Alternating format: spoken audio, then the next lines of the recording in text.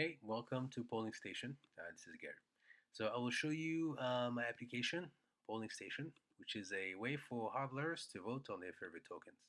So this is a alpha version. There's only the top 10 coins on coin market, from Bitcoin to Ethereum. So it's a list of those 10 coins. You click on them, you get to see some details. You get to see the rank, grades, number of votes. And the main idea is to separate the financial aspect of evaluating a coin to look at the more democratic aspect of valuing a coin, right?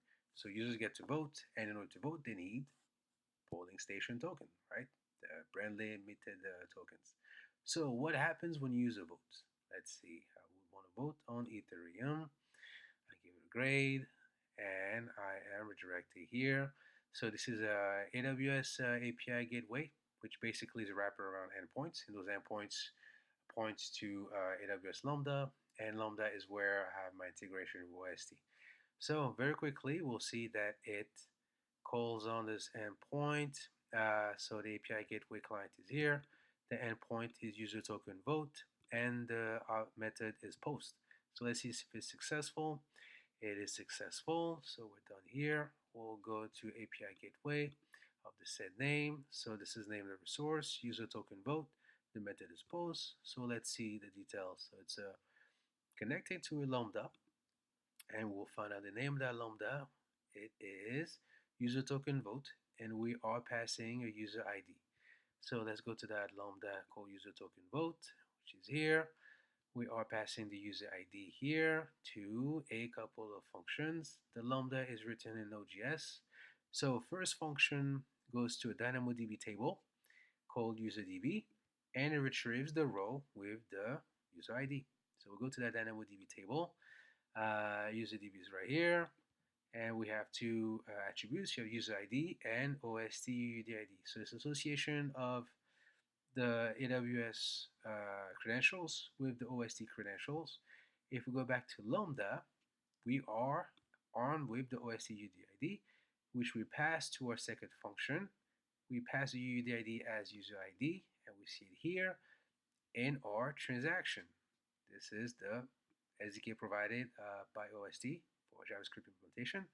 So three elements: the from, which is the user ID or the UUID, the two, which is this number here, which is the member reserve for the polling station account, and the action ID. So now on to the good part, which is OST kit.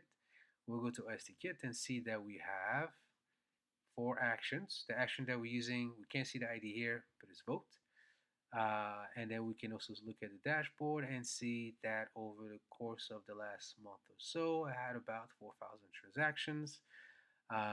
Two types of transactions mostly out of the four.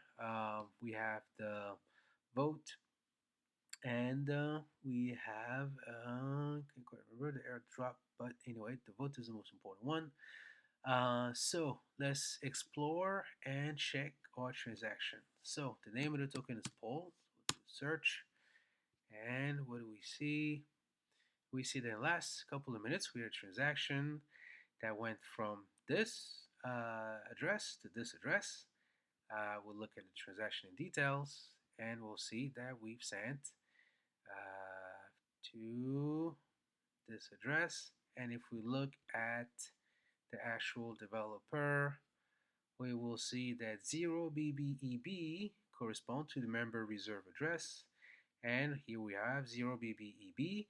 So this confirmed that we were successfully able to have a transaction from a user to the, I guess, address of the contract for Paul.